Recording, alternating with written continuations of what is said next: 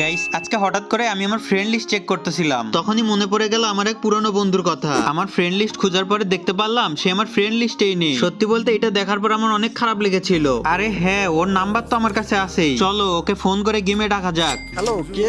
আরে আমি তাহমিদ বলতেছি, কোথায় তুই? গেমে চলে আয় তাড়াতাড়ি। আরে বন্ধু, আমি তো গেম খেলা ছেড়ে দিছি সেই অনেক আগে। আরে আমি একবার বলছি না তুই গেমে আসবি তো আসবি। আচ্ছা ঠিক আছে, থাক, আমি আসতেছি।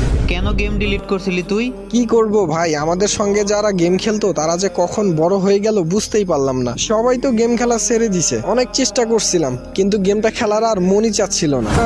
কি আর বলি, না আছে সেই কাস্টমে আগের 1 vs 1 চ্যালেঞ্জের মজা।